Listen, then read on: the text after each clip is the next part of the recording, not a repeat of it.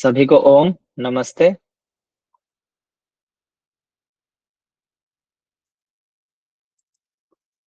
हरिओम आज हम सर। पढ़ने जा रहे हैं हठ प्रदीपिका के तृतीय उपदेश को। इससे पहले आपने दो उपदेश पढ़ लिए हैं। पहले उपदेश में क्या बताया गया, कोई बच्चा बताएगा?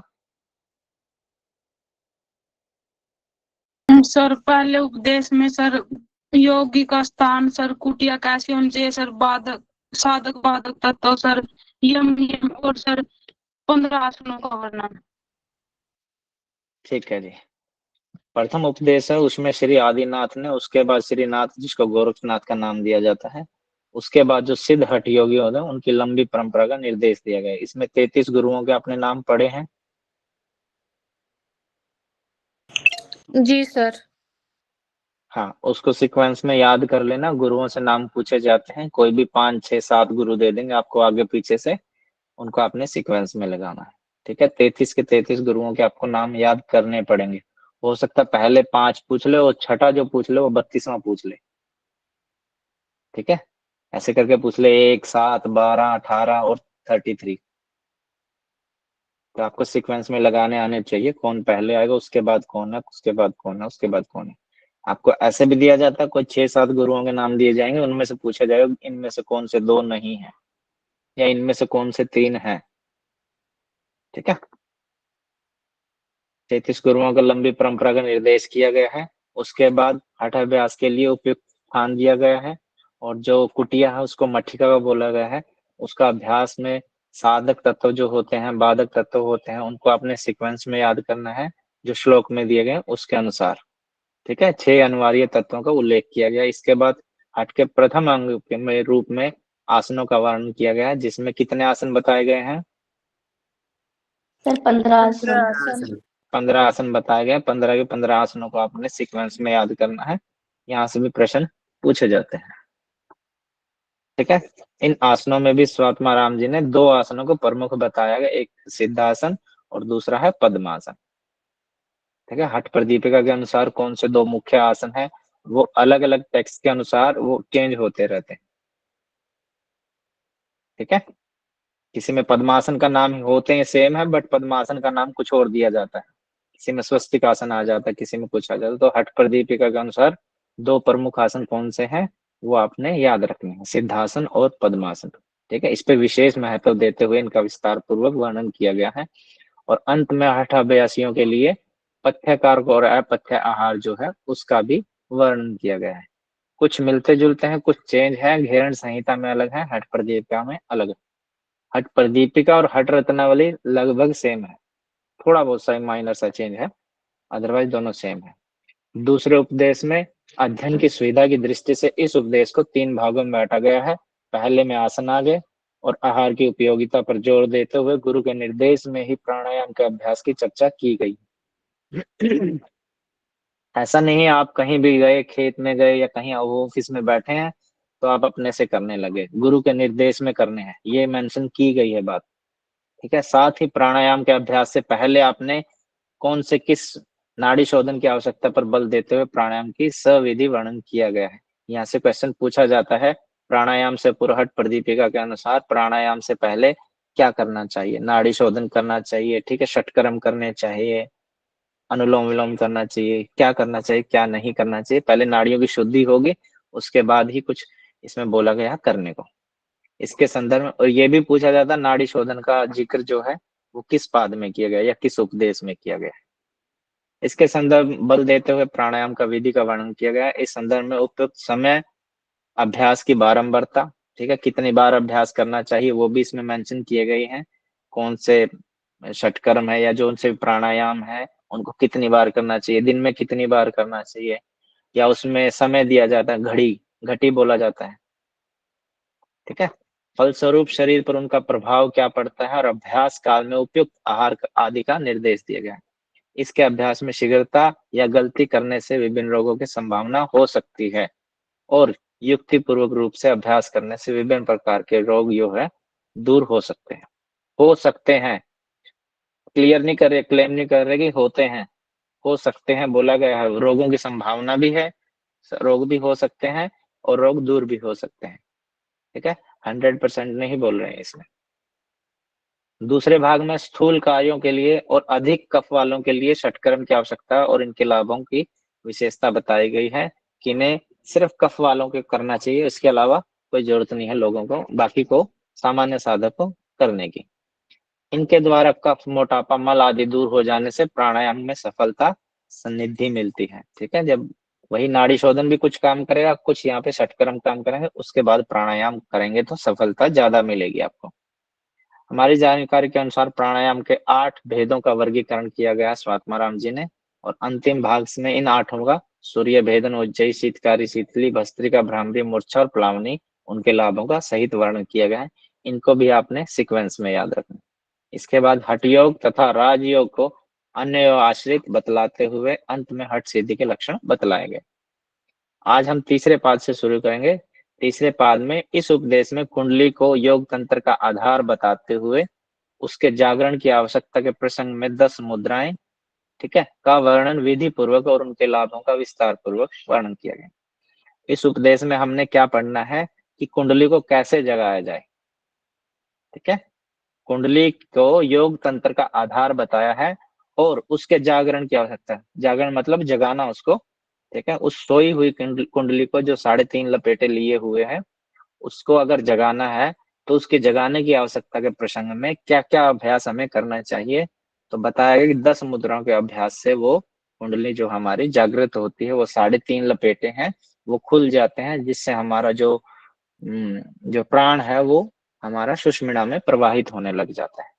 सुषुम्ना में प्रवाहित होता है तो सुषुम्ना के बारे में, सुषुम्ना नाड़ी जो है उसके बारे में बताया गया, वो कैसी हो जाती है, वो निर्मल हो जाती है, दोषों रहित हो जाती है, राजपथ नाम लिया गया है, ऐसे कई अलग अलग नाम दिए गए हैं। ठीक है, और कुंडली को योग तंत्र का आधार बताया गया है।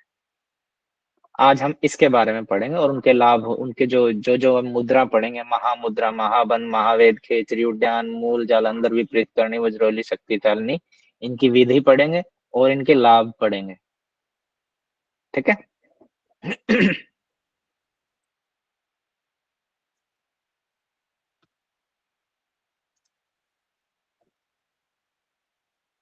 स्क्रीन सबको विजिबल है? जी सर जी। जी सर। जी। तृतीय उपदेश का जो प्रथम श्लोक है उसको पढ़ते हैं हम। शैल वन धात्रीणाम यथा धारो निकायः सर्वेषां योग तंत्राणाम तथा धारो ही कुंडली। शैल हो गया पर्वत, उसके बाद आता है वन, वन यानी कि जंगल, धात्री होता है धरती, पृथ्वी, भूमि, भू। ठीक है, कोई भी नाम आ सकता है आपके सामने। तो पृथ्वी, पर्वत, वन और जो पृथ्वी है, यथा धारो जो उनका आधार है, ही नायक, अहिनायक, ये अ होता है, अहिनायक है, वो क्या है, वो हमारा जो जिस प्रकार वो हई नायक, नायक मतलब होता है नायक जो सबसे सुपर पावर होती है। तो सांपों में सबसे ऊपर जो मुख्य बोलते हैं, वो इंग्लिश में अगर उसको बोलेंगे तो कोबरा होता है, और उसी को ही शेषनाग बोलते हैं। जिसका फन होता है, आपने देखा होगा, जिसके बैक साइड में कुछ शेप सी होती है मणि टाइप से, उसको बोलते हैं। ठीक है, शेषनाग। जिस प्रकार सर्पों का जो स्वामी है शेषनाग, उसका जो है सारे पर्वत, सारे वन और जो पृथ्वी है, जो धात्री नाम पढ़ा था हमने, संपूर्ण पृथ्वी के आधार है। यानी कि पर्वत के, वन के और ये संपूर्ण पृथ्वी जो है, इसका आधार क्या है, वो शेषनाग है। ठीक है, सर्वेशाम योग तंत्राणाम, उसी प्रकार संपूर्ण सर्वेशाम सभी योग तंत्रों का जो आधार है, तथा धारो ही कुंडली, इसी प्रकार जो संपूर्ण योग तंत्र है उन सभी का आधार कुंडली है। क्लियर है सभी को? Yes sir. हाँ, किसी बच्चे को कोई डाउट हो तो आप साथ के साथ पूछते रहना। ठीक है सर, हमने जो और आपने पुराण या उपनिषद पढ़ेंगे ना, उनमें ये जिक्र आता है इसका कि पृथ्वी जो है शेषनाग पर टिकी हुई है, और पृथ्वी पर पर्वत आगे, जंगल आगे, पेड़ पौधे वनस्पति सब इसके अंदर है। ये टिप्पणी आप पढ़ लेना, वैसे मैं मोटा मोटा बता देता हूँ। जैसे मान लो समझ में ना आए तो कोई एग्जाम्पल दे के उसको समझाया जाता है, वही एग्जाम्पल यहाँ पे यूज किया गया है। जैसे पौराणिक कथाओं में पृथ्वी एक बहुत बड़े सर्प के शेषनाग के असंख्य फणों पर टिकी बतलाई गई है, सिर्फ लोगों को समझाने के लिए। वास्तव में होती है नहीं होती इसका हम कोई क्लियर नहीं करते हैं। संभव में हमारे ऋषि मुनियों की यही मान्यता न रही हो, किंतु सामान्य जनमानस को समझाने के लिए एक कठिन विषय को इजी बनाने के लिए उनके द्वारा अपनाई गई एक प्रतीकात्मक पद्धति रही होगी। ठीक है, जो योगी लोग थे उनको तो समझ में आती है पृथ्वी क्या चीज है, ठीक है, बट लोगों को कुंडली क्या चीज है, बट लोगों को ना समझ में आए इसलिए उन्होंने ये ट्रिक अपनाई है कि जो है वो पृथ्वी शेषनाग के फणों पे टिकी हुई। असंख्य बताए उस सर्प के 1000 फण है, हो सकता है इनका अर्थ अनेक शक्तियों के क्रियाशील रहने से हो, जो सर्वदा गतिशील पृथ्वी को विशेष स्थिति में स्थिर बनाए हुए है। ठीक है, उसके 1000 फण है तो पृथ्वी कितनी भी हिले डुले वो उन फणों पे ही रहेगी। इसमें बेसिकली यही बताया गया। यहाँ पर कुंडली की तुलना पृथ्वी के आधारभूत शेषनाग के साथ की गई है, इसको आप याद रखना। कुंडली की जो तुलना की गई है वो शेषनाग से की गई है। ठीक है, यहां से प्रश्न बन सकता है। नेक्स्ट पे चले।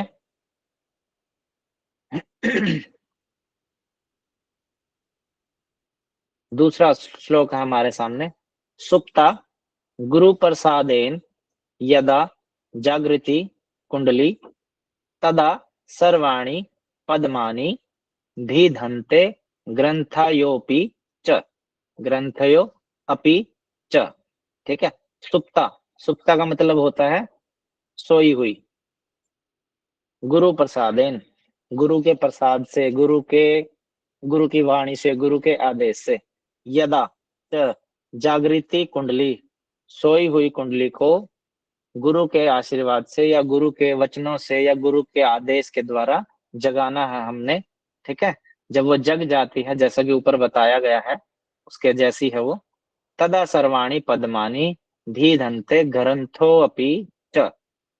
ठीक है, गुरु के अनुग्रह से, गुरु प्रसादेन का मतलब होता है गुरु के अनुग्रह से, गुरु के वचनों से, गुरु के आदेश से जब प्रसुप्त यानी के सुप्ता, सुप्ता का वर्ड लिया गया यहाँ पे प्रसुप्त, सोई हुई कुंडली जब जग जाती है तब, तदा तब सभी प्रकार के सर्वाणी पद्मानि भिदन्ते।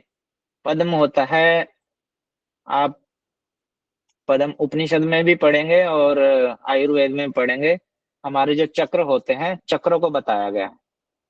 हमारे 6 चक्र होते हैं, सप्त चक्र होते हैं, अष्ट चक्र होते हैं, वो आप पढ़ेंगे आगे कितने होते हैं, अलग अलग टेक्स्ट में अलग अलग बताए गए हैं। तो उसमें बताया पद्म के कमल के समान है और उसकी इतनी पंखुड़ियां होती हैं, उनको बोला जाता है पद्म दल बोला जाता है। कितने दल हैं, ठीक है, ओम हीम क्लीम ब्लीम ऐसे आपने वो सुने होंगे। ठीक है, वो आगे आएंगे आपके सामने समझ में आ जाएगा। पद्म यानी कि कमल के फूल की तरह, तो यहाँ इसका वर्ड जो है पद्म का वो चक्र से लिया गया है। तब सर्वाणी, तब सभी प्रकार के चक्र वो खुल जाते हैं हमारे, भी धनते खुल जाते हैं। ग्रंथो अपि च, अपि माने भी, च माने और, सभी हमारे जो है चक्र खुल जाते हैं। च, और उसके बाद क्या होता है, ग्रंथो अपि च, और हमारी सभी ग्रंथियां जो होती हैं वो ग्रंथियां भी खुल जाती। समझ में आया? Yes sir. जी, गुरु के अनुग्रह से या गुरु के आदेश से जब सोई हुई कुंडली जग जाती है तब सभी प्रकार के चक्र खुल जाते हैं। ठीक है, यहाँ षड चक्र नहीं बोला गया है, जनरली षड चक्र यूज किया जाता है, बट यहाँ पे सिर्फ चक्र लेके चलना है। तब सभी प्रकार के चक्र खुल जाते हैं और सभी ग्रंथियां खुल जाती हैं। नेक्स्ट सूत्र पे चलते हैं, श्लोक पे चलते हैं। प्राणस्य शून्य पदवी तदा राजपथायते तदा चित्तम निरालंबम तदा कालस्य वंचनम। प्राणस्य यानी कि प्राण, शून्य पदवी, शून्य पदवी यहाँ पे सुषुम्ना नाड़ी के लिए लिया गया है।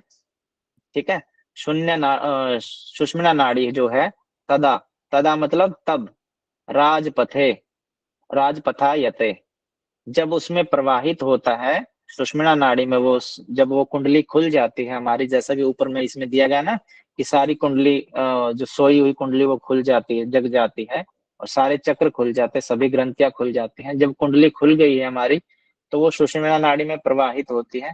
तब बताया गया है, तब सुषुम्ना प्राण के लिए जो उसमें प्राण प्रवाहित होगा सुषुम्ना नाड़ी में, तो वो नाड़ी जो है सुषुम्ना नाड़ी राजमार्ग के समान सुखदायी हो जाती है, यानी कि उसमें कोई दोष नहीं रहते, वो निर्मल हो जाती है। राजपथायते, राजपथ से मतलब है कि उसमें कोई अड़चन नहीं, कोई गड्ढे नहीं है, आप यूं मान के चलिए, उसमें कोई स्पीड ब्रेकर नहीं है, एकदम नीट एंड क्लीन है, बिल्कुल साफ सुथरा चौड़ा रोड है, कोई जाम नहीं है उस पे। ठीक है, तो उससे इसका कंपैरिजन किया गया है, उससे इसकी तुलना की गई है। जब प्राण जो है सुषुम्ना नाड़ी में प्रवाहित करता है तब सुषुम्ना नाड़ी जो है राजमार्ग के समान सुखदायी हो जाती है प्राण के लिए। उसके बाद क्या होता है, तदा, तब चित्त निरालंबम, चित्त जो है वो निरालंब हो जाता है, वो किसी के आलंबन में नहीं रहता। ठीक है, वो किसी पे किसी की यानी कि वो वृत्तियों के अधीन नहीं होता, वो बिल्कुल शांत हो जाता है। फिर दोबारा तदा आ गया, और क्या होता है, कालस्य वंचनम, काल का भी कोई भय नहीं रहता। काल, तीनों काल आ गए इसमें, भूत भविष्य वर्तमान। ठीक है, इसमें लिखा गया मृत्यु का भय दूर होता है, बट इसमें कालस्य वंचनम लिखा गया, तो काल का जो भय होता है वो भी दूर हो जाता है। क्लियर है? सर एक बार फिर से रिपीट कर दीजिए। प्राणस्य, प्राण, शून्य पदवी, शून्य पदवी को शून्य पदवी नाम लिया गया है सुषुम्ना नाड़ी के लिए।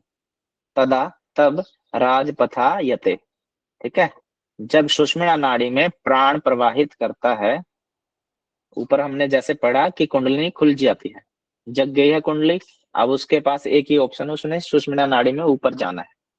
एक हमारी ईड़ा नाड़ी होती है, एक हमारी पिंगला नाड़ी होती है, मध्य जो होती है उसको सुषुम्ना नाड़ी बोलते हैं। जो हमारी रीढ़ की हड्डी होती है, मेरुदंड बोलते हैं जिसको, उसके साथ साथ जाती है। फ्रंट साइड से देखोगे तो आपने, किसी ने शक्तिमान देखा है? शक्तिमान एपिसोड आता था, यस सर। जी सर।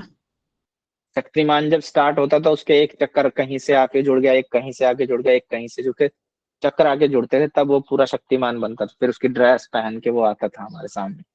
ठीक है, तो वो चक्र जो है, वो चक्र भी खुल जाते हैं, और वो ग्रंथियां जो है हमारी, वो ग्रंथियां यानी कि नाड़ियां जो है, वो नाड़ियां भी खुल जाती हैं। गुरु के आदेश से जब वो कुंडली खुल गई है, उसमें प्राण को प्रवाहित करना है। ठीक है, अब प्राण जब जाता है उसमें सुषुम्ना नाड़ी में, तो उस जब नाड़ी में प्रवाहित होता है तो सुषुम्ना नाड़ी जो है वो राजमार्ग के समान सुखदायी हो जाती है। इसमें ये बात कही गई पहली लाइन में। ठीक है, प्राण जब शून्य पदवी यानी कि सुषुम्ना नाड़ी में प्रवाहित होता है, तदा, तब क्या होता है, राजपथायते, वो राजपथ जो है, जो राजमार्ग है, वो उस प्राण के लिए सुखदायी हो जाता है, यानी कि उसमें से प्राण आसानी से जा सकता है।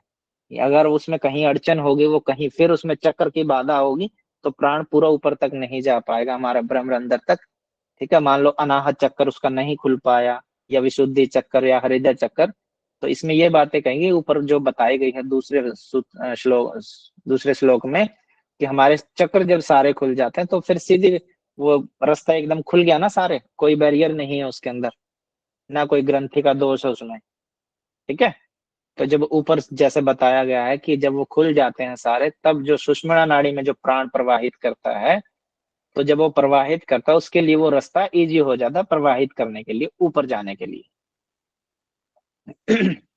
उसके बाद क्या होता है, तदा चित्तम निरालंबम, चित्त जो है वो निरालंब हो जाता है, कोई आलंबन नहीं रहता उसको, कोई ऐसा नहीं होता कि जैसे हमने पातंजलि योग दर्शन में पढ़ा था ना, निद्रा के लिए, निद्रा में आता है ना, सो के उठे लेकिन कुछ है जो किसी चीज का आलंबन रहा है हमें, इसमें वो आलंबन नहीं रहता, इसमें साफ साफ हो जाती, सब चीजें क्लियर हो जाती, चित्त बिल्कुल निर्मल हो जाता, किसी वृत्ति के अधीन नहीं होता।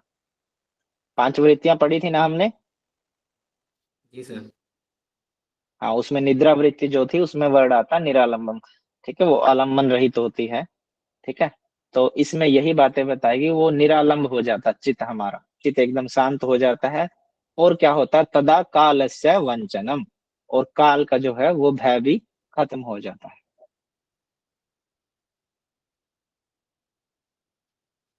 सुषुम्ना, सुषुम्ना का एक नाम हमारे सामने ये आया है, शून्य पदवी। ठीक है, शून्य पदवी का संबंध किस नाड़ी से है? आपके सामने आ सकता है ईड़ा से, पिंगला से, ठीक है, मध्य मार्ग, कुछ कुछ नाम दिए जाएंगे, तो शून्य पदवी से इसका संबंध लिया गया। सुषुम्ना, शून्य पदवी, ब्रह्मरंध्र, महापथ, शमशानम, शांभवी, मध्य मार्ग, स चेतेक वाचकः। सुषुम्ना नाड़ी के बारे में हम पढ़ ही रहे हैं, वो होगी।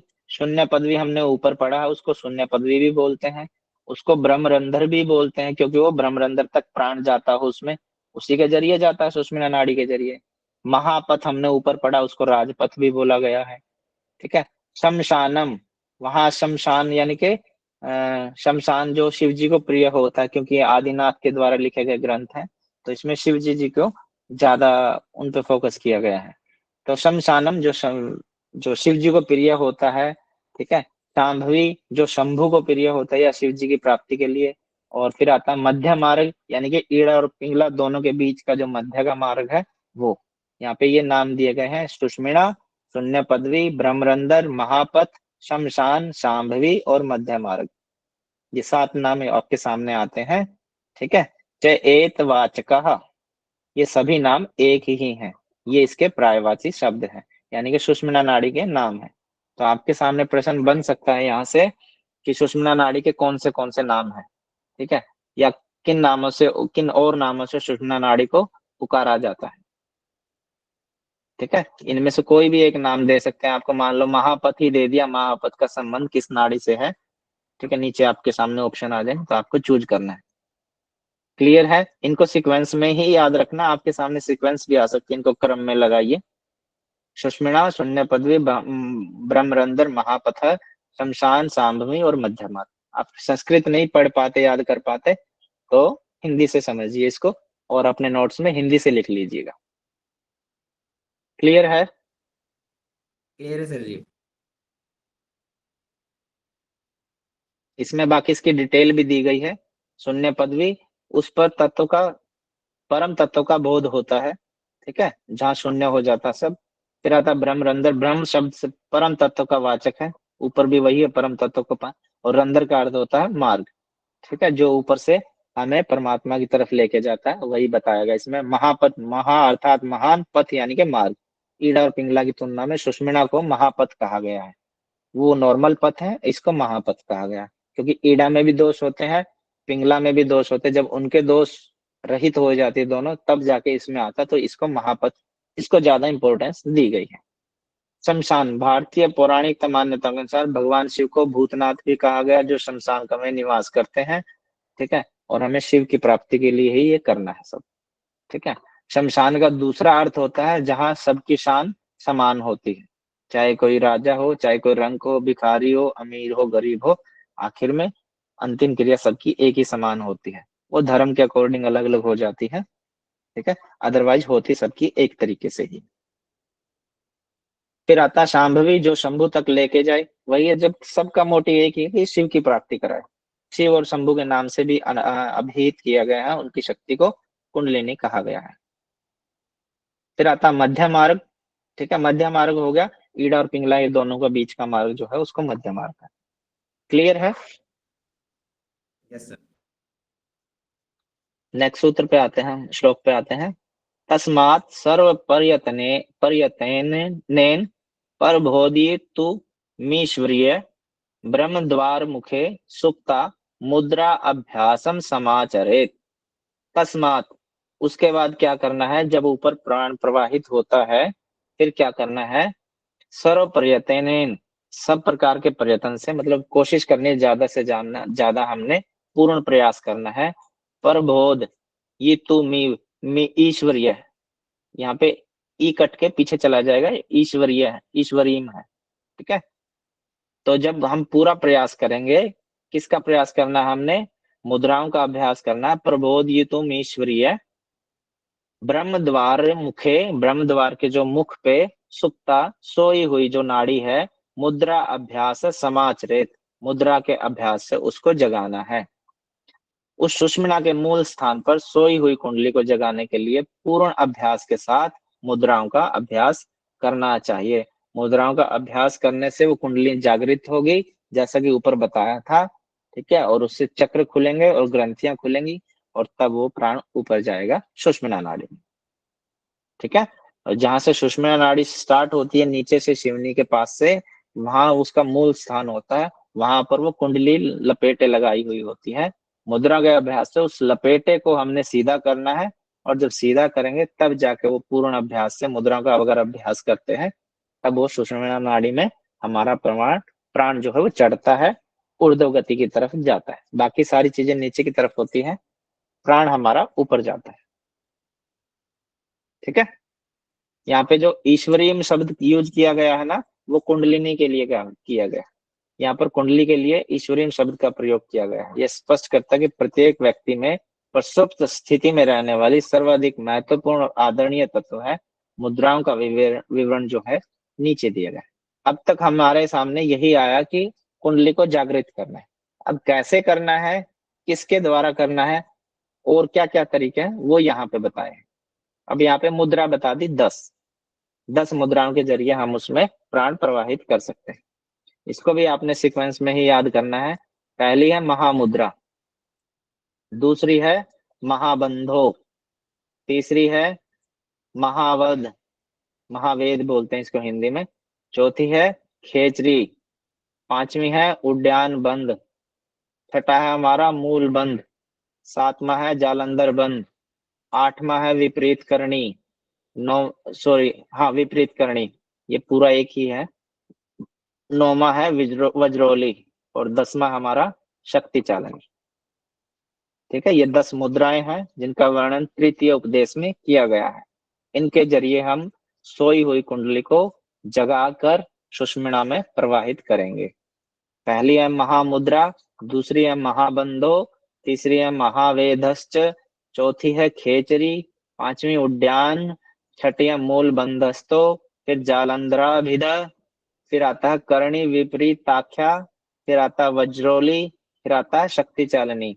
ये एक ही है, कभी आप इसको करणी और विपरीताख्या, इसमें आप 6 और 8 और 9 लगा लो, ठीक है। ये एक ही है, करणी पहले देगा, विपरीत बाद में देगा, है एक ही विपरीत करणी। क्लियर है सभी को? क्लियर है सर। इसको सीक्वेंस में ही याद करना आपने। महामुद्रा, महाबंधो, महावेदस्य, खेचरी, 4 याद करिए पहले, फिर बंद आते हैं उड्डयन बंद, मूल बंद, जालंधर बंद। वैसे सीक्वेंस अलग है बट यहाँ पे अलग दिया गया है। पहले उड्डयन बंद है, फिर मूल बंद है, फिर जालंधर बंद है। जनरली जालंधर बंद फिर उड्डयन बंद, मूल बंद ऐसे होता है, ठीक है। तो इसमें पहले उड्डयन बंद है, फिर मूल बंद है, फिर जालंधर बंद है, और फिर लास्ट में 3 जो बच गई उसमें आता है पहले विपरीत करणी, फिर वज्रोली, फिर शक्ति चालनी। किसी का डाउट है? कोई बोल रहा था।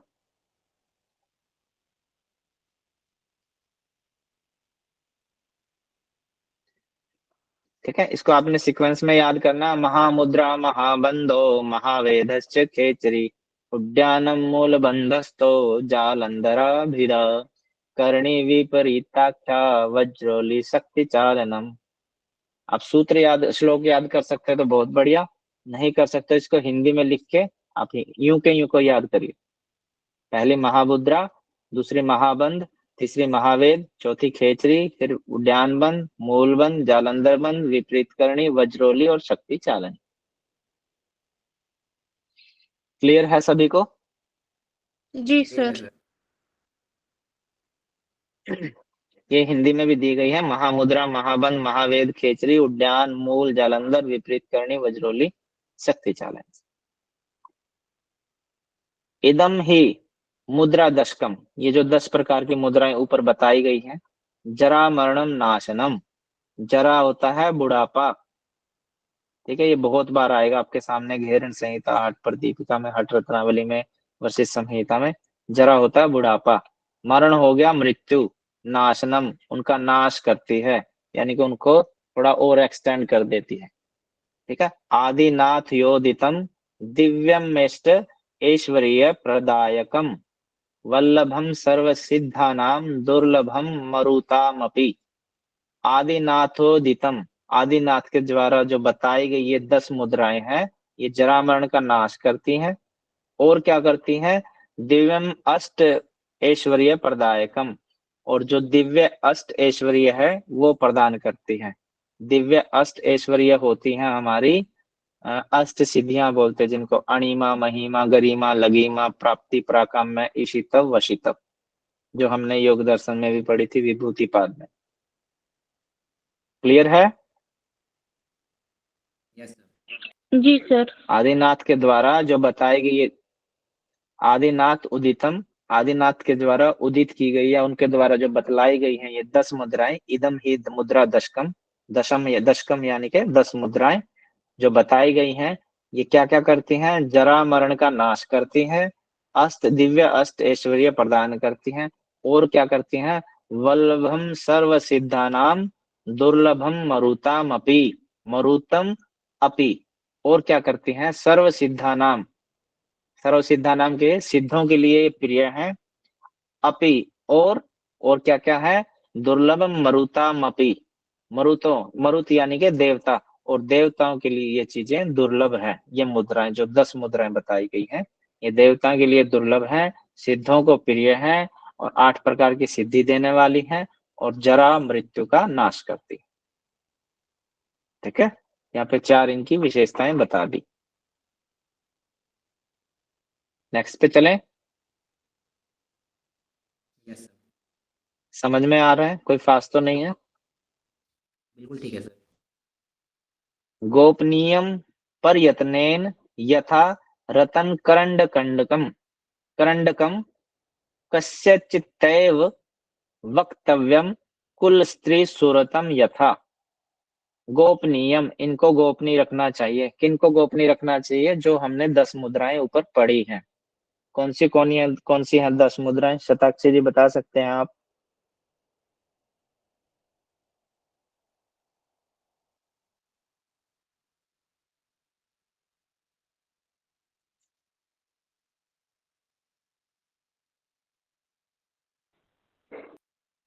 कविता जी आप बता सकते हैं कौन सी पढ़ी हमने 10 मुद्राएं?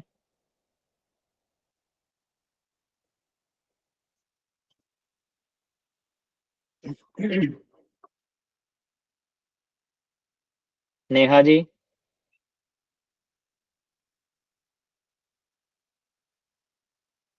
कुछ तो ट्राई करो आप, 1 2 5 कुछ तो बताओ।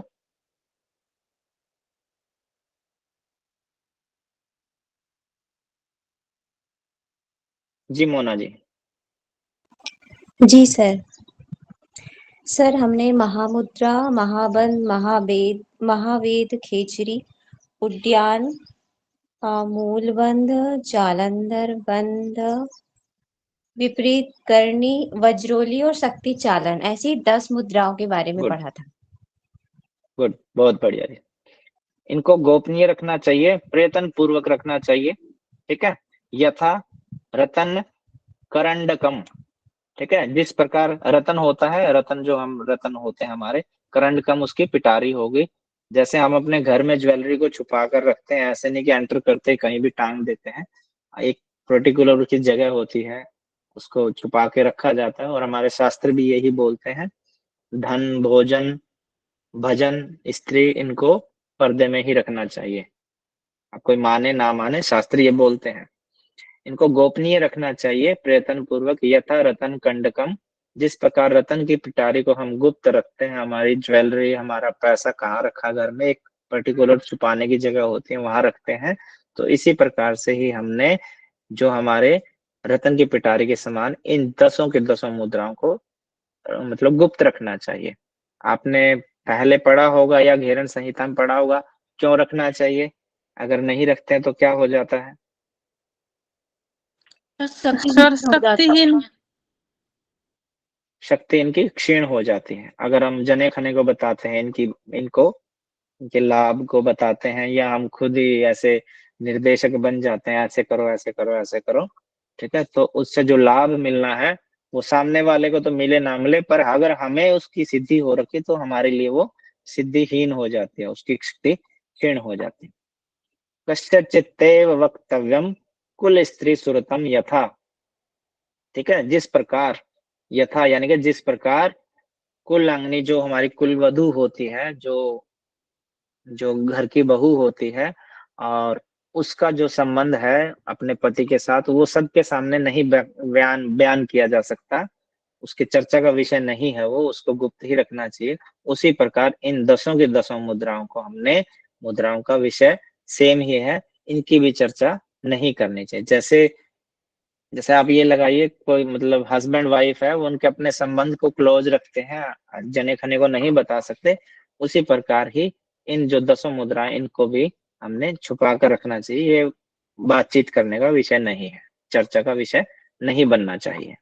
इसमें यही कहा गया, गोपनीय रखना चाहिए प्रयत्न पूर्वक यथा रंडकम। जिस प्रकार हम रतन की पिटारी को छुपा कर रखते हैं, वैसे इनको हमने गोपनीय रखना चाहिए, छुपा कर रखना चाहिए। कस्य चित्ते वक्तव्यम कुल स्त्री सुरतम यथा। जिस प्रकार कुल वधु जो होती है उसकी बातें वो चर्चा का विषय नहीं होता, वक्तव्यम यानी कि वक्तव्य यानी कि चर्चा का विषय नहीं होता, उसी प्रकार ही इनको भी चर्चा का विषय नहीं बनाना चाहिए। क्लियर है? क्लियर है सर। यहां तक पढ़ लिया। अथ महामुद्रा, आपने पातंजल योग दर्शन जब पढ़ा था, प्रथम सूत्र में ही आया था अथ योग अनुशासनम। ठीक है, जो मुख्य चीज होती है उनके सामने, उनके प्रथम में उनके अभिवादन के लिए या उनको संबोधित करने के लिए अथ शब्द का प्रयोग किया जाता है। तो अथ महामुद्रा, अब महामुद्रा का अभ्यास करेंगे। ठीक है, पाद मूलेन, पाद यानी पैर, मूलेन पाद का पैर का जो मूल होता है वो बोलते हैं एड़ी को। वामेन, आपके सामने दो शब्द आएंगे, एक आएगा वाम, एक आएगा दक्षिण। ठीक है, वाम जो होता है वो हमारा बायां पैर होता है। ठीक है, वाम जो होता है हमारा बायां पैर होता है, दक्षिण जो होता है हमारा दायां पैर होता है। तो आपके सामने दो शब्द आएंगे, एक वाम एक दक्षिण, इससे आपने अवगत रहना है। ठीक है, योनि संपीड़य दक्षिणम प्रसारितम पदम कृत्वा कराभ्याम धार्ये दृढ़म कंठे बंधम समारोप्यम धार्येद्वा युमूर्धवत। पाद मूलेन, पाद का जो मूल है उसको एड़ी बोलते हैं, उसको वामेन योनि संपीड़ित दक्षिणम। ठीक है, बाएं पैर की एड़ी को से सिवनी को दबाएं। सिवनी हमारी होती है जगह जहां जेनाइटल ऑर्गन जो होता है और जो हमारा एक्सक्रिएशन ऑर्गन होता है, उन दोनों के बीच में। समझ में आया? गुदाद्वार के बीच में और जो हमारा एडी से रिप्रोडक्टिव रिलेटेड। ऑर्गन होता है, उन दोनों के बीच में एक जगह होती है, उसको बोलते हैं, ठीक है, योनि मुद्रा बोलते हैं। उसमें योनि वाली जगह होती है वो, उसको बोलते हैं शिवनी मुद्रा। ठीक है, शिवनी वाली जगह बोलते हैं उसको। वहां अपने बाएं पैर की एड़ी को बाएं पैर की एड़ी से शिवनी को दबाना आपने, यानी कि बाएं पैर की मोड़ के उसकी एड़ी से आपने वो आपने बिल्कुल जंघाओं में रखनी है, सिर्फ बाएं पैर की एड़ी, और वो आपने गुदाद्वार के और जो हमारा यूरिनरी सिस्टम होता है उन दोनों के बीच में रखनी। ठीक है, सेंटर में, उसको शिवनी बोलते हैं। समझ में आ गया होगा मैं कहाँ बोल रहा हूँ आप सभी को? यस सर, ठीक है, संपीड़े दक्षिणम, उसके बाद क्या करना है? दक्षिण ये वर्ड आ गया, एक वाम आ गया एक दक्षिण आ गया, उसके बाद क्या करना है? दक्षिणम, दक्षिणम यानी कि जो दायां पैर है उसको फैलाकर सामने सीधा करना है। संपीड़ित, उसको आपने फैलाना है, दक्षिणम दक्षिण वाले पैर को। ठीक है, तो आपने दाएं पैर को आपने सीधा कर दिया, बाएं पैर को मोड़ के उसकी एड़ी आपने शिवनी जगह पे लगा दी। पहली लाइन क्लियर है सभी को? Yes sir. प्रसारितम, उसको फैलाना है, पदम कृत्वा, उसके बाद क्या करना? कराभ्याम धार्ये दृढ़म। ठीक है, दोनों हाथों से दृढ़ता पूर्वक उसको पकड़ना है। किसको? जो सामने वाला पैर है, जो दायां पैर है। कंठे बंद। सर ये थोड़ा थोड़ा जानु सिरासन के जैसे हो गया ना, जैसे जानु सिरासन में एक पैर को सीधा करते हैं और दूसरा पैर जो लेफ्ट है वो मुड़ा हुआ रहता है, तो जो फर्स्ट पोजीशन है वो जानु सिरासन की हो गई ना इसकी। सेम वही होता है। ठीक है, एक पैर सीधा होता है, ये मैं इसलिए आपको खोल खोल के बता रहा हूँ। एक पैर सीधा होगा, दूसरा पैर मुड़ के और बिल्कुल एड़ी पीछे लग जाती है, हमारी जंघाओं में शिवनी वाली जगह पे लग जाती है, और फिर आपने दोनों हाथों से सामने वाले पैर को पकड़ना है। ठीक है, अभी तक इतना ही बताया गया इसमें। उसके बाद क्या करना है, कंठे बंध, कंठ में हमारे बंद लगाना हमने। यहाँ पे कौन सा बंद लगता है कंठ में? जाल अंदर सर जालंधर हाँ, यहाँ पे बस इतना बता के छोड़ दिया कि कंठ में बंद लगाना है, नाम नहीं दिया, तो जालंधर बंद लगेगा। ठीक है, समारोप्य धार्य द्वा युम ऊर्ध्वत। उसके बाद क्या करना, तब जालंधर बंद लगाकर वायु को ऊपर की ओर ले जाकर कुंभक लगाना है। ठीक है, धार्येत यानी कि धारण करना है, धार्येत इसको तोड़ेंगे तो धार्येत अलग हो गया, धारण करना है वायु को, और फिर आ गया वायु, वायु को धारण करना मूर्धवत। ठीक है, उसमें आपने कुंभक लगाना है, यानी कि जालंधर बंद लगा के आपने कुंभक लगाना है, प्राण को ऊपर की तरफ खींचना है। इसमें इतना बताया गया। यथा, फिर क्या करना है, यथा दंडहतः सर्पो दंडाकार प्रजायते ऋज्विभूता तथा शक्ति कुंडली सहसा भवेत। यथा जिस प्रकार, दंडहत जिस प्रकार हम डंडे की मार से, डंडा मारते हैं सांप को, तो जो कुंडली लपेटे हुआ सांप या जो गोल या गुच्छे में बना या टेढ़ा मेढ़ा जो सांप होता है, अगर उस पर डंडा मारते तो सीधा होके भागने लग जाता है। ठीक है, यथा दंडहते सर्पो दंडाकार है, जब डंडा मारते तो डंडे के जैसे आकार का बन जाता है, यानी कि बिल्कुल सीधा हो जाता है। प्रजायते उसके जैसा आकार वो ले लेता है, डंडे के जैसा। उसी प्रकार ऋज्वित भूत्वा तथा शक्ति कुंडली सहसा भवेत, अर्थात जिस प्रकार डंडे की मार खाकर सांप डंडे की आकृति वाला यानी कि सीधा हो जाता है उसी के समान, उसी प्रकार महामुद्रा करने से कुंडली जो है शक्ति सहसा सीधी हो जाती है, वो लपेटे उसके खुल जाते हैं, जो 3.5 लपेटे हैं। क्लियर है? सर एक बार और कर दीजिए इसको। है। यथा यानी कि जिस प्रकार दंडहत सर्पों डंडे से सांप को पीटते हैं, तब क्या होता है, दंडाकार प्रजायते, जब सांप को पीटते हैं हम, सांप मान लो किसी भी गुच्छे से में बना हुआ है, कैसे शेप बताऊं आपको मैं, सांप सभी ने देखा है, शेप क्या बतानी उसकी। Yes sir, yes. सांप मान लो किसी भी ऐसी जगह पे छुपा हुआ है, वो बिल्कुल छोटा सा बन के वो छुपा हुआ है। ठीक है, तो जब हम उसको डंडा मारते हैं तो सीधा हो जाता है। ठीक है, यानी कि वो डंडे के जैसा हो गया। इसमें यही बातें बताई गई। यथा दंड हता सर्पो, जब डंडे से उस पे हम प्रहार करते हैं, ठीक है, दंडा आकार है प्रजाए, तो वो डंडे के जैसा आकार ले लेता है, यानी कि सीधा हो जाता है। उसी प्रकार जब हम इस मुद्रा का अभ्यास करते हैं, तो इस मुद्रा के अभ्यास से जो हमारी कुंडली लपेटे वाली थी वो भी सीधी हो जाती है, डंडे के आकार की हो जाती है, और हमने उसी के लपेटे ही तो खोलने हैं इसमें। जैसे उसी प्रकार महामुद्रा के अभ्यास करने से कुंडली जो है वो सीधी हो जाती है, यानी कि जागृत हो जाती है। वो लपेटे को बताएगा कि वो सोई हुई पड़ी है। तो जब हम महामुद्रा का अभ्यास करते हैं, वो ऊपर बता दिया अभ्यास कैसे करना है। तो जब ऐसे अभ्यास करते हैं तो सोई हुई जो हमारी कुंडली है वो जागृत हो जाती है। ठीक है, यस सर। फिर एक लाइन और इसमें, तदा सा मरणावस्था जायते द्विपुटाश्रया, तब क्या होता है, उसके बाद जो मरणावस्था, मरना की अवस्था में आ जाते हैं, द्विपुटा, द्वि यानी कि दो, पुटा यानी कि हमारे जो नासिका होती हैं, दोनों छिद्र जो होते हैं, यानी कि ईड़ा और पिंगला के बारे में बताया गया है। उसके फलस्वरूप क्या होता है, जब हम महामुद्रा का अभ्यास करते हैं, उससे क्या होता है, हमारी जो 3.5 लपेटे हैं वो खुल जाते हैं, और खुल के जब हमारा प्रमाण ऊपर की तरफ चलता है, तो उससे क्या होता है, उसके बाद में क्योंकि हमने जालंधर बंद लगा रखा है, तो उससे संबंधित जो क्रियाशीलता होती है वो समाप्त हो जाती है, यानी कि ईड़ा और पिंगला का कोई रोल नहीं रहता, वो निष्क्रिय हो जाती, मरणावस्था के जैसी हो जाती है। जैसे मरे हुए व्यक्ति के किसी भी नाक से सांस नहीं आता ना, तो ऐसे ही बताएगा कि उसके बाद जब हमारी महामुद्रा बन जाती है, तब जो हमारे द्विपुटा है, जो दोनों नासिकाएं हमारे नासिक छिद्र हैं, वो हमारे मरणावस्था में चले जाते हैं, यानी कि क्रियाशील नहीं रहते वो। ठीक है, स्थिर हो जाते हैं, सुषुप्त अवस्था में चले जाते हैं, उसी को ही मरणावस्था बोलते हैं। उनका कोई क्रिया जो है वो समाप्त हो जाती है, पर ऐसा नहीं वो परमानेंट समाप्त हो जाती है। आगे पढ़िए आप, पूरा पढ़ नहीं। ततः उसके बाद क्या होता है, शनै, शनै का मतलब होता है धीरे, शनै रेचक रेव रेचयेत तू वेगतः। उसके बाद क्या करना हमने, जब हमारा ऊपर प्राण चला जाता है, ठीक है, जैसा इसको आप सीक्वेंस में पढ़ेंगे ना, एक दूसरे समझना आपने, समझेंगे तो आपको आपके मन मस्तिष्क में वो छप जाएगी चीज, कभी नहीं भूलेंगे। याद करेंगे तो भूलने के चांसेस होते, तो आप इसको समझना। जैसे किसी ने बोला था कि जानु सिरासन की तरह है, तो अब आप कभी भी नहीं भूलेंगे कि जानु सिरासन और महामुद्रा अलग अलग चीज है या एक ही चीज।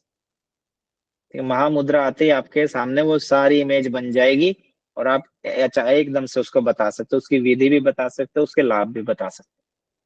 ठीक है, जब हमारे दोनों नासापुट जो है वो मरणावस्था में चले जाते हैं, उसके बाद क्या करना है, हमने कुछ देर होल्ड करना है, वो टाइमिंग यहाँ पे नहीं बताई गई है। उसके बाद क्या करना है, साधक को धीरे धीरे श्वास को छोड़ना है। ठीक है, स्नई स्नई रेव रेचिएत, धीरे धीरे आपने सांस को छोड़ना है। न तू वेग रेचिएत, और यहाँ पे न है, न तू वेगतः, वेग से यानी के फोर्सफुली सांस को नहीं छोड़ना है, प्रेशर के सांस नहीं छोड़ना है जैसे भस्त्रिका में छोड़ते हैं, कभी भी वेग से न छोड़ें।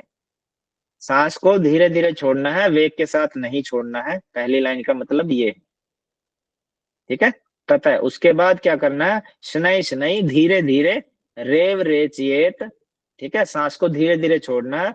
न तू वेगतः, न आपने नहीं करना है, तू आपको, और वेगता यानी के फोर्सफुली प्रेशर से, वेग से आपने नहीं छोड़ना है। इयम खलु महामुद्रा महासिद्धै प्रदर्शिता, इसी महासिद्धों ने इसको प्रदर्शित किया है महामुद्रा के नाम से। ठीक है, यहां तक ये कंप्लीट नहीं हुई है, आगे भी है इसमें। ठीक है, हमने वो जो प्रोसेस बताया था ना, एक पैर को मोड़ के उसने लेफ्ट लेग को मोड़ना है और फिर राइट को सीधा करना, उसको पकड़ना है, गर्दन को लॉक करना है, उसके बाद बंद लगाना है।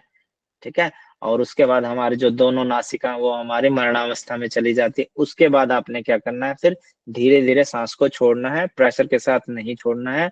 और जब आप ये करते हैं तो सेम ऐसी ही चीज हमने, हमारे ऋषि मुनियों ने, हमारे महासिद्धों ने की है, उन्हीं ने इसी का नाम महामुद्रा बतलाया है या प्रदर्शित किया गया है। क्लियर है? Yes sir. अब इसके दोष, इसके लाभ बताए गए हैं, क्या क्या लाभ हैं इसके। महाक्लेशादयो दोषाम क्षीयन्ते मरणादयः महामुद्राम च तन्नैव वदन्ति विभूतोत्तमाः। महाक्लेश, हमने योग दर्शन में पढ़ा था, महाक्लेश कौन से होते हैं?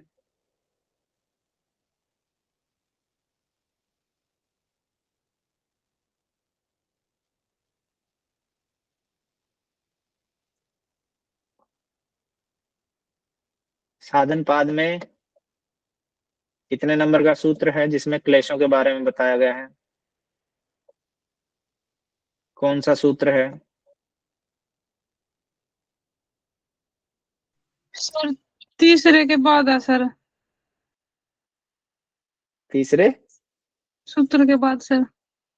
सर यही तो सर, अविद्या अस्मिता राग द्वेष। अभिनिवेश, ये क्लेश है। महाक्लेश का नाम दिया गया है यहाँ पे, महाक्लेश। महाक्लेश कौन सा होता है? अविद्या होता है। हाँ, भूल गए आप तो सब कुछ। है क्या अविद्या सर? सबसे लास्ट में जाती है, पूरी पूरे महाभारत में यही तो चला था, अविद्या सबसे लास्ट में जाती है। महाक्लेश, महाक्लेश यानी कि अविद्या आदि जितने भी क्लेश हैं वो सब बताए गए हैं। इसके अभ्यास से जो महाक्लेश आदि दोष, ठीक है, महाक्लेश आदियो दोषा, महाक्लेश आदि जो दोष होते हैं क्षीयन्ते, वो कम हो जाते हैं हमारे, और मरणादय, मृत्यु का भय भी दूर हो जाता है। ये हमने जब 10 मुद्राएं पढ़ी, 10 मुद्रा से पहले श्लोक में भी बताया गया था, जरा मरण नाशकम। ठीक है, तो जरा और मरण का तो नाश करती है, यानी कि जरा को, बुढ़ापे को दूर करती है, मृत्यु का भय दूर करती है, और क्लेशों को आदि दोषों को भी दूर करती है। कौन सी वे मुद्रा? महामुद्रा। महामुद्रा। महामुद्राम च तन्नैव वदन्ति विबुधोत्तमा, इसी कारण विद्वानों ने इसे, श्रेष्ठ लोगों ने इसे महामुद्रा कहते हैं। इसी कारण विद्वानों में श्रेष्ठ जो लोग होते हैं वो इसे महामुद्रा कहते हैं। महामुद्रा अपने आप ही होगी, बुढ़ापा दूर हो गया, मृत्यु का जो भय है वो दूर हो गया, अविद्या सबसे लास्ट में जाने वाली चीज है वो इसमें दूर हो गई, तो अपने आप ही महाक्लेश महामुद्रा के नाम से जानी जाएगी। ठीक है, महाक्लेश आदि जो है दोष जो है क्षीयन्ते, वो क्षीण हो जाते हैं, धीरे धीरे कम हो जाते हैं, और मरणादय मृत्यु का भय वो भी दूर हो जाता है। महामुद्रा च, और महामुद्रा को तनेव वदंती विभूदोत्मा, उसको विभोधित किया गया है। ठीक है, यहाँ पे बता दिया अविद्या अस्मिता राग द्वेष अभिनिवेश ये क्लेश है, इसमें अविद्या को जो अन्य क्लेशों की जन्मी उसको महाक्लेश माना गया। ठीक है, फिर आते हैं चंद्रांगे तु सम अभ्यस्य सूर्यांगे पुनर्भ्यसेत याव तुल्या भवेत संख्या ततो मुद्रा विसर्जयेत। अभी तक पूरी नहीं हुई है, वही चल रही है महामुद्रा ही। चंद्रांगे तू समभ्यस्य, पहले हमने किया था उसमें क्या बताया गया था, उसमें आधा पहले वाम, ठीक है, अब आता है दक्षिण से, अब बाईं ओर से अभ्यास करना है। पहले हमने उधर से दाईं ओर से किया था, बाईं ओर से किया था, अब पुनः दाईं ओर से इस अभ्यास को करना है। जो अभ्यास हमने सेम साइड से किया था, अब वही अभ्यास हमने दूसरी साइड से भी शुरू करना है, तब जाके हमारी महामुद्रा जो है पूरी होएगी। यानी कि आपने लेफ्ट साइड को मोड़ के रखा था, राइट को सीधा किया था, और जो आपने प्रोसेस बताया वो पूरा कुंभक लगाना और धीरे धीरे सांस छोड़ना, जोर से नहीं छोड़ना है। ठीक है, अब वो सेम प्रोसेस आपने दूसरी साइड से करना है। अब लेफ्ट सीधा होएगा, राइट को मोड़ना, सेम जानुशिरासन जो है अब फिर से करना है। जानुशिरासन में आपका मत्था जो है घुटने से लगता है, उसमें लोक नहीं लगता है, इसमें लोक लगाना है। ठीक है, बस ये थोड़ा सा ही फर्क है उसमें। बाईं ओर से हमने ऊपर अभ्यास कर लिया था, अब आपको उसी अभ्यास को दाईं ओर से करना है। ठीक है, चंद्र नाड़ी से किया था, अब आपने इसको सूर्य नाड़ी की तरफ से करना है, इसमें ये बताया गया है। ठीक है, चंद्रागे तो सम अभ्यस्य, जितनी बार आपने उधर से किया था, सूर्यांगे पुनर्भ्यसेत, उतनी प्रकार से आपने सूर्य नाड़ी की तरफ से करना है।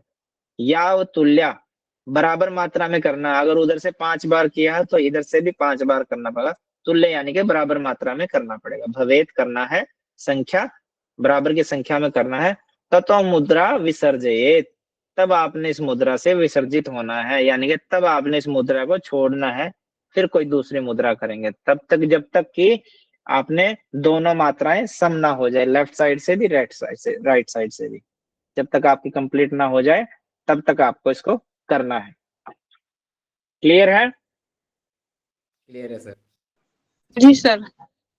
हाँ, चंद्राज्ञा का अभ्यास है, यानी कि बाईं तरफ से शिवनी को दबाना, फिर सूर्य से, फिर आपने सूर्य नाड़ी की तरफ से आपने इसको दाईं तरफ से, फिर आपने इसको शिवनी को दबाना। इसमें यह बताया गया है। न ही पथ्यम व पथ्यम व रसा सर्वेपि निरसाह अपि भुक्तम विषम घोरम पीयूषमिव जीरयति ही। न ही, नहीं होता है। क्या नहीं होता है? जब आपने एक साइड से कर लिया, फिर दूसरी साइड से भी उस अभ्यास को कर लिया, फिर इसका दोबारा से फिर फायदा बताया गया, इसका लाभ बताया गया है। कुछ लाभ हमने ऊपर पढ़ लिए, जैसे अविद्या आदि दोषों को दूर करती है, वो जरा मरण का नाश करती है। ऐसे ही कुछ और दोष यहाँ पे उनको भी क्लियर कर रही है। तब क्या होता है, उस साधक के लिए पथ्य और अपथ्य जो होता है वो सारी चीजें उसके लिए एक समान हो जाती है। तब उस साधक के लिए कुछ भी भोजन, चाहे वो पथ्य हो या अपथ्य हो, वो नहीं रह जाता, सब समान हो जाता है। यानी कि उसकी जठराग्नि जो है इतनी बढ़ जाती है कि उसको सब चीजें पच जाती हैं। रसा सर्वे पी निरसाह, निरस वस्तु में भी उसको रस आने लग जाता है। ठीक है, जिस वस्तु में रस नहीं है, अगर उसका वो सेवन करता है, वो भी उसके लिए रस युक्त बन जाती है। अपे भुक्ता विषम, विष होता है जहर। ठीक है, तो भयानक विष को भी वो सहज पचा लेता है। पीयूषमेव जीर्यते, और जो भयानक विष है उसको भी पचा लेता है जैसे कि वह अमृत हो। इतने उसकी जठराग्नि बढ़ जाती है। किससे बढ़ती है वो? महामुद्रा से। महामुद्रा के अभ्यास से। पथ्य वाली चीज, अपथ्य वाली चीज सब पथ्य बन जाती है। नीरस चीज भी उसके लिए रस वाली बन जाती है। और भयानक से भयानक विष भी उसके लिए अमृत बन जाता है। ठीक है। सर ये लाभ भी जैसे इसमें अलग अलग साइड से करने के लिए बोला, तो लाभ भी सर जैसे दाईं साइड से करेंगे उसके अलग लाभ सर। और नहीं नहीं नहीं नहीं, ऐसा कहाँ बताएगा इसमें, ये बताएगा ना, अब आपने उसको बाएं साइड से तो कर लिया, अब उसको दाएं साइड से करो। ठीक है। जी सर। और जब तक दोनों की संख्या बराबर ना हो जाए, ठीक है, तब जाके इसका अभ्यास को आपने छोड़ना है। अब लाभ बता, लाभ तो इकट्ठा बता रखा ना, मुद्रा का बताएगा, ये थोड़ी कि लेफ्ट साइड से मुद्रा का अभ्यास ये है, इसका लाभ ये है, राइट साइड से करोगे तो इसका लाभ ये। तब उस साधक के लिए, कौन से साधक के लिए, जिन्हें दोनों तरफ से कर ली, वो बताया गया है। जी सर। ठीक है ना, दोनों तरफ से करेंगे तो ही वो महामुद्रा काउंट होगी, तब जाके वो एक महामुद्रा होगी। ऐसा नहीं कि आपने दो करी है, महामुद्रा एक बनेगी जब आप दोनों तरफ से कर लेंगे। ठीक है। तब उस साधक के लिए जो पथ्य और अपथ्य सारी चीजें वो पथ्य बन जाती हैं, नीरस वस्तु में भी उसको रस आने लग जाता है, और विष उसके लिए अमृत के समान हो जाता है। ये लाभ है इसका। ठीक है। फिर और लाभ बताए गए हैं इसके लिए, और क्या है शरीर के अंदर, और क्या क्या बदलाव आते हैं। कुछ रोग हैं जो रोग ठीक होते हैं इससे, इसमें 5 रोग बताए गए हैं। क्षय रोग,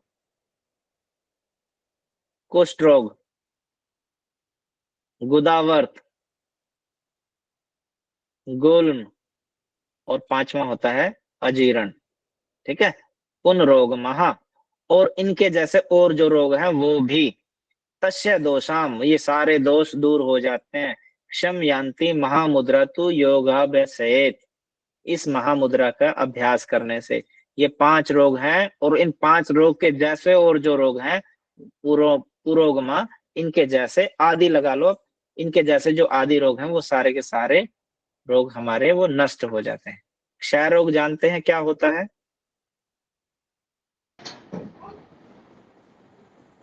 टीबी।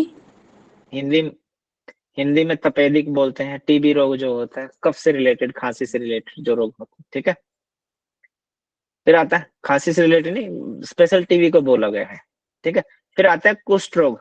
कुष्ठ क्या होता है?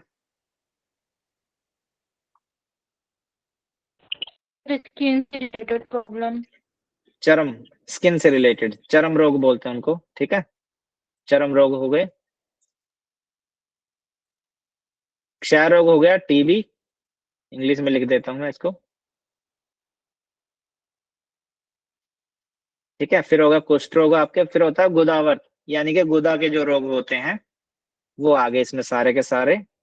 ठीक है। उसमें आपका पायल फिशर है, इसमें लिखा गया ना पुरोगमा, तो इसमें से मतलब इनसे संबंधित जो और भी रोग होते हैं वो सारे के सारे। तो गुदा से संबंधित गुदा के जो रोग होते हैं वो सारे आगे। फिर आता है गुल्म। गुल्म होता है वायु का गोला बनना, ब्लोटिंग हो जाती है। ब्लोटिंग से समझते हैं ना आप? जो हमारा लोअर टमी होती है, नाभि से नीचे का जो पेट होता है, वो पेट फूल जाता है, वहां पे वायु इकट्ठी हो जाती है, वायु का गोला बोलते हैं उसको। ठीक है। और अजीर्ण होता है अपच की बीमारी, जिसको खाया हुआ बदहजमी बोलते हैं, जिसको खट्टी खट्टी डकारें आती है, ना तो वो खाना पच रहा है, ना वो मीटिंग आ रही है, ना भूख की इच्छा हो रही है, बट जो है वो परेशान करे जा रहा है, तो उसको अजीर्ण बोलते हैं, अपच की बीमारी बोलते हैं उसको। ठीक है। रोग महा, और इनके जैसे जो और रोग हैं वो भी, वो सारे के सारे रोग तस्य दोषाम, ये सारे रोग दोष क्षय हो जाते हैं, यानी कि खत्म हो जाते हैं, धीरे धीरे कम हो जाते हैं। यान्ति महामुद्रा तु योगाभ्यासेत, इस महामुद्रा के अभ्यास करने से यहाँ आके आपकी महामुद्रा खत्म होती है। तो जीर्णा माने क्या बताया था? अजीर्ण। अजीर्ण होता है, अजीर्ण होता है बदहजमी से, समझे आप इसको, बदहजमी बोल लीजिए, या यूं कहें खाना पच नहीं रहा, इनडाइजेशन की प्रॉब्लम। ओके। जैसे कुछ खा लिया आपने और खट्टी खट्टी डकारें आ रही बार बार, वो आपके थ्रोट तक आ रही है, आपको फील हो रही है, वो ना डाइजेस्ट हो रहा खाना, ना वो मीटिंग आ रही है, और ना आपको नेक्स्ट मतलब आपको 5 7 6 8 घंटे हो गए अभी तक वो परेशान कर रहा है। कुछ आपने ज्यादा स्पाइसी खा लिया, या आपने कोई ऐसी 2 चीजें खा ली जो विरुद्ध है, जैसे किसी ने दूध और कड़ी खा लिया हो कम डिफेंस में, कड़ी खाई हो, कड़ी पची नहीं, और ऊपर से आदमी ने कुछ ऐसी रस मलाई या दूध से बनी कोई ऐसी चीज खा ली हो, ठीक है, तो वो अंदर जाके अपच की बीमारी बन जाती है। उसी को अजीर्ण बोलते हैं। क्षय रोग यानी कि टीबी, कुष्ठ रोग यानी कि चर्म के रोग जो होते हैं, स्किन डिजीज, वो सारी आ गई उसमें। आपकी दाद, खाज, खुजली, सोराइसिस, एक्जिमा सब आ गए उसमें। गुदा से रिलेटेड जो होगी उसमें पाइल फिशर होगी, अपेंडिक्स होगी, ये सारे रोग उसमें आ जाते हैं। ठीक है, कॉन्स्टिपेशन वगैरह वगैरह। और फिर उसके आता है गुदावर्त हो गया। उसके बाद आता है गुल्म। गुल्म यानी कि वायु के गोले बनते हैं जो, ठीक है, वात बढ़ जाती है जिसकी, और अजीर्ण जिसका पित्त बढ़ जाता है। ठीक है, अपच की बीमारी हो जाती है या पित्त बहुत शांत हो जाता है, तभी होते हैं। पुरोगमा और इनके जैसे और जो रोग हैं, वो सारे के सारे रोग, तस्य दोषाम क्षय, वो सारे के सारे दोष क्षीण हो जाते हैं। यान्ति, किससे क्षीण हो जाते हैं? यान्ति महामुद्रा तु योग भसेत, इस महामुद्रा का योग का अभ्यास करने से। ठीक है, जो महामुद्रा का अभ्यास करता है उसे क्षय, जिसको तपेदिक बोलते हैं, टीबी रोग जो होते हैं, कुष्ठ रोग, चर्म के रोग, कोष्ठबद्धता होगी, कोष्ठबद्धता यानी कॉन्स्टिपेशन, और बेसिकली उसमें यही आता है कि आपके गुदा से संबंधित जितने भी रोग होते हैं। और आपका ये वायु का गोला हो गया, गुलमर्ग, सॉरी गुल्म हो गया, और अजीर्ण हो गया आपका जो अपच की बीमारी, तथा संभवित अन्य जो दोष हैं वो सारे के सारे नष्ट हो जाते हैं। कथितेयम महामुद्रा महासिद्धि करी नृणाम गोपनीया प्रयत्नेन न देया यस्य कस्यचित्। कथितेय कथितेयम महामुद्रा महासिद्धि करी नृणाम, मनुष्यों के लिए, मनुष्य या साधकों के लिए महासिद्धि प्रदान करने वाली इस महामुद्रा को प्रयत्न पूर्वक गुप्त रखना चाहिए। गोपनीय प्रयत्नेन, प्रयत्न पूर्वक जितना हो सके, जब तक आपको पूरा भरोसा ना हो जाए तब तक आपने उस साधक को ये चीजें नहीं बतानी चाहिए। जितना हो सके अपने ऊपर कंट्रोल करो, उसको ना बताएं। ठीक है, प्रयत्न पूर्वक आपने इसको गोपनीय रखना है। न देया यस्य कस्यचित, और जिस किसी को भी, मतलब जने खने को नहीं बतानी चाहिए। ऐसे नहीं कोई भी आया चाचे का, मामा का लड़का, उसको आपने बता दी। ठीक है, आज हम इतना ही पढ़ेंगे, सिर्फ एक मुद्रा को ही, महावेद मुद्रा जो हमने पढ़ी है उसी को ही पढ़ेंगे, महामुद्रा को। इससे संबंधित किसी बच्चे को कुछ समझ में ना आया हो, आप पूछ सकते हैं।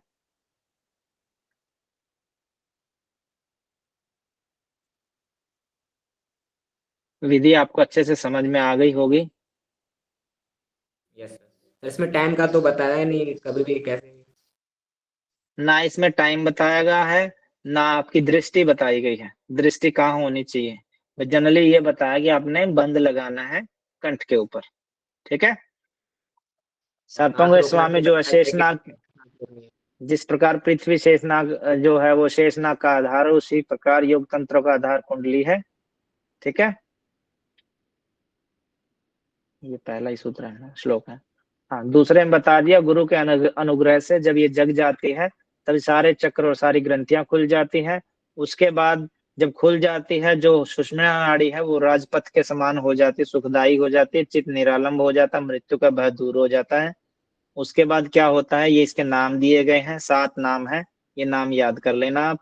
फिर उसमें बताया गया है कि जब सुषुम्ना के मूल स्थान पर सोई हुई कुंडली को जगाने के लिए पूर्ण अभ्यास के साथ मुद्राओं का अभ्यास करना चाहिए। मुद्राओं के जरिए ही ये सोई हुई कुंडली जागेगी।